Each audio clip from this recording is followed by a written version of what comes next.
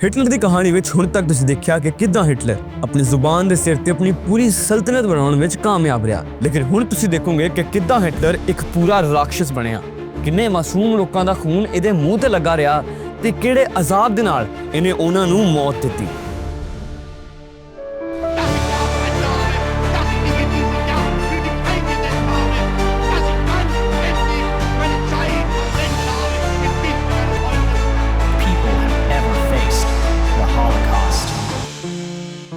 सत श्री अकाल ते अस्सलाम वालेकुम। मैं तुहाडा मेज़बान वसी अब्बास ते तुसीं देख रहे हो इंडोज टीवी ऑस्ट्रेलिया। नाज़रीन, हिटलर की कहानी जाने राह विच बहुत ज़्यादा हैरानकुन बन जाती है, क्योंकि हिटलर अगे जाके एक बहुत ही वड्डा राक्षस बन चुकिया सी ते तारीख विच इहनूं अच्छे अल्फाज़ां दे नाल याद नहीं किया जाता, क्योंकि हिटलर ने एक ऐसी तंजीम बनाई जिन्हों अज तक लोग द होलोकास्ट कहते हैं। यहूदियों के नाल इन्नी नफरत कि उन्हां दी पूरी कौम नूं नस्तोनाबूद कर दिता। ये नफरत की इब्तदा हुई कित्थों, ये जानने लई सानूं तारीख 'च थोड़ा जिहा पिछे जाना पएगा। उन्हां दिनां 'च जदों हिटलर दी मां बीमार सी, हिटलर उहदियां दवाइयां लैण लई मैडिकल स्टोर ते जदों भी जांदा ते दवाइयां दे रैपरां नूं पढ़दा हुंदा, उन्हां विच जूइश लोकां दे नाम लिखे हुंदे सी। उन्हां दी कंपनियां दे नाम पढ़दा ते उन्हां दे सिंबल्स नूं वेखदा। उन्हां दे नाम ते उन्हां दे सिंबल्स नाल इन्नी नफरत हो गई क्योंकि ओह सोचदा सी कि जर्मनी दी ज़मीन दे उत्ते जर्मन्स दी हुकूमत होनी चाहिदी है, लेकिन गैर लोग साडी ज़मीन ते आके साडे ते हुकूमत करदे ने, जिहड़ी गल जायज़ ही सी। हिटलर दी गल नूं ठीक करार देण लई असीं इस गल नाल भी तशबीह दे सकदे हां जिद्दां हिंदुस्तान दे उत्ते आके गोरे हुकूमत करदे रहे। इस तरीके दे नाल ओह जूइश लोकां दे यानी यहूदियां दे खिलाफ हो गया। ओह चाहुंदा सी इन्हां नूं खत्म कर देना ते जर्मनी उत्ते दुबारा जर्मन्स दी हुकूमत लिआउणा। ते अपने इस प्लान विच हिटलर कामयाब भी हो गया जदों अपनी रियासत दी गद्दी ते बैठा। जर्मनी दे लोग उहनूं पूछदे सी, ओह सोचदे सी कि इह साडा मसीहा है, यही सानू इस कशमकश कढ़ सकता है। इस तरीके दे नाल यहूदियों के हथ धो के पिछे पै गया। हिटलर ने जर्मनी की सरजमीन के उत्ते एक ऐसी तहरीक चलाई जिहदी वजह तो कई लोग मर गए। उन्हां विच अक्सरियत ट्रांसजेंडर्स ते यहूदियों दी सी। इस तहरीक का शिकार नेताजी सुभाष चंद्र बोस भी हुए। हिटलर ने इन्हां सारिਆਂ ਨੂੰ एक जगह विच बंद कर दिता जिन्हां ਨੂੰ कैंपेन कैंप कहंदे सीगे। ਉਹ कोई जेल नहीं सी, कोई कैदखाना या काल कोठरी नहीं सी, बल्कि एक टॉर्चर सेंटर सी। ਉਹਦੇ ਵਿੱਚ ਕਈ ਲੋਕਾਂ ਨੂੰ ਲਿਆ ਜਾਂਦਾ ਤੇ ਉਹਨਾਂ ਨੂੰ ਇੱਕ ਦਰਦਨਾਕ ਮੌਤ ਦਿੱਤੀ ਜਾਂਦੀ। हिटलर ने कई यहूदियों ਨੂੰ उस कैंपेन कैंप ਵਿੱਚ ਰੱਖਿਆ ਜਿਨ੍ਹਾਂ ਵਿੱਚ ਬੱਚੇ, ਬੂढ़े, जवान, औरतां ਤੇ ਕਈ ਲੋਕ ਹੋਰ ਸੀ।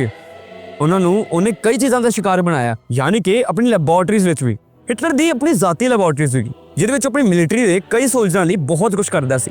ਉਹ ਨਵੇਂ ਵੈਪਨਸ ਬਣਾਉਂਦਾ ਸੀ ਤੇ ਉਹਦੇ ਲੈਬ ਦੀ ਖਤਰਨਾਕ ਹੋਣ ਦਾ ਅੰਦਾਜ਼ਾ ਇੱਥੋਂ ਵੀ ਲਾ ਸਕਦੇ ਹਾਂ ਕਿ ਐਟਮ ਬੰਬ ਵੀ ਉਸ ਲੈਬ ਵਿੱਚ ਬਣਦੇ ਰਹੇ। ਹਿਟਲਰ ਨੇ ਆਪਣੀ ਲੈਬਸ ਵਿੱਚ ਹੀ ਯਹੂਦੀ ਔਰਤਾਂ ਉੱਤੇ ਤੇ ਬੰਦਿਆਂ ਉੱਤੇ ਬਹੁਤ ਟੈਸਟ ਕੀਤੇ ਤੇ ਉਹਨਾਂ ਨੂੰ ਮੌਤ ਦਾ ਸ਼ਿਕਾਰ ਬਣਾਇਆ।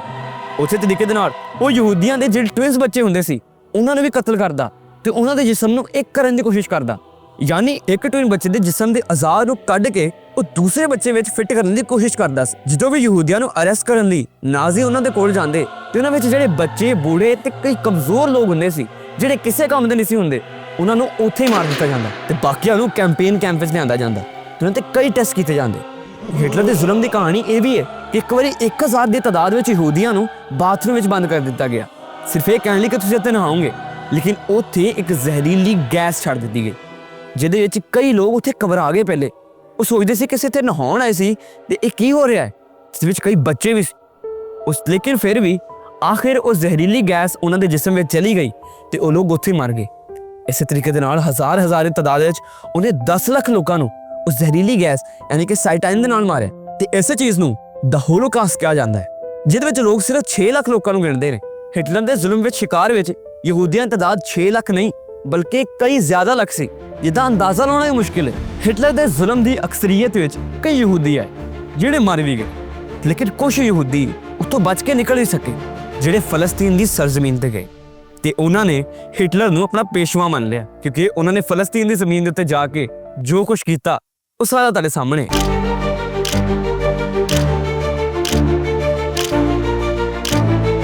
ਹਿਟਲਰ ਦਾ ਇੱਕ ਬਹੁਤ ਵੱਡਾ ਕਾਲ ਹੈ ਕਿ ਮੈਂ ਸਾਰੇ ਯਹੂਦੀਆਂ ਨੂੰ ਮਾਰਿਆ ਲੇਕਿਨ ਕੁਛ ਨੂੰ ਛੱਡਿਆ ਤਾਂ ਕਿ ਤੁਸੀਂ ਇਹ ਜਾਣ ਲਓ ਕਿ ਯਹੂਦੀਆਂ ਨੂੰ ਮੈਂ ਮਾਰਦਾ ਕਿਉਂ ਸੀ, ਜਿਹੜਾ ਅਸੀਂ ਜਾਣਿਆ ਵੀ, ਕਿਉਂਕਿ ਫਲਸਤੀਨ ਦੇ ਉੱਤੇ ਜਿੰਨੇ ਵੀ ਜ਼ੁਲਮ ਹੋਏ ਉਹ ਤੁਹਾਡੇ ਸਾਹਮਣੇ ਨੇ। ਜਿਹੜੇ ਵੀ ਗਾਜ਼ਾ ਤੇ ਫਲਸਤੀਨ ਦੇ ਕਈ ਸ਼ਹਿਰਾਂ ਉੱਤੇ ਲੋਕਾਂ ਨੂੰ ਮਾਰਿਆ ਗਿਆ ਉਹ ਜਾਣਦੇ ਆ। ਜਿਹੜੀ ਭੁੱਖ ਹੜਤਾਲ ਹਜੇ ਤੱਕ ਚੱਲ ਰਹੀ ਹੈ ਉਹ ਸਾਡੇ ਸਾਹਮਣੇ। ਇਸਰਾਈਲ ਦਾ ਵਜ਼ੀਰ ਆਜ਼ਮ ਜਿਹੜਾ ਹਿਟਲਰ ਦੀ ਜਗ੍ਹਾ ਤੋਂ ਆਪਣੇ ਆਪ ਨੂੰ ਸਾਬਿਤ ਕਰਦਾ ਕਿ ਅਸੀਂ ਹਿਟਲਰ ਵਰਗੇ ਨਹੀਂ ਤੇ ਲੋਕਾਂ ਨੂੰ ਉੱਥੇ ਰਹਿਣ ਦਿੰਦਾ, ਲੇਕਿਨ ਉਹਨੇ ਸਾਬਿਤ ਕੀਤਾ ਕਿ ਹਿਟਲਰ ਸਹੀ ਕਰਦਾ ਸੀ। ਉਹਨੇ ਫਲਸਤੀਨ ਦੇ ਲੋਕਾਂ ਨੂੰ ਬੇਦਰਦੀ ਦੀ ਮੌਤ ਮਾਰਿਆ। ਕਈ ਐਟਮ ਬੰਬ ਉਹਨਾਂ ਤੇ ਸੁੱਟੇ। ਹਿਟਲਰ ਨੂੰ ਕੁਝ ਲੋਕ ਚਾਹੁੰਦੇ ਨੇ ਤੇ ਕੁਝ ਲੋਕ ਉਹ ਤੋਂ ਹੱਦ ਤੋਂ ਵੀ ਜ਼ਿਆਦਾ ਨਫ਼ਰਤ ਕਰਦੇ ਨੇ, ਕਿਉਂਕਿ ਉਹਦਾ ਜ਼ੁਲਮ ਹੀ ਇੰਨਾ ਸੀ। ਆਖਿਆ ਜਾਂਦਾ ਹੈ ਕਿ ਦੁਨੀਆ ਦਾ ਜਿੱਦਾਂ ਮਰਜ਼ੀ ਵੱਡਾ ਬਾਦਸ਼ਾਹ ਹੋਵੇ, ਮੌਤ ਬਰ ਹੱਕ ਕੇ ਉਹਨੂੰ ਆਉਂਦੀ ਹੈ। ਹਿਟਲਰ ਨੂੰ ਮੌਤ ਕਿੱਦਾਂ ਆਈ? ਇਹਦਾ ਜਿਸਮ ਕਿੱਥੇ ਗਿਆ?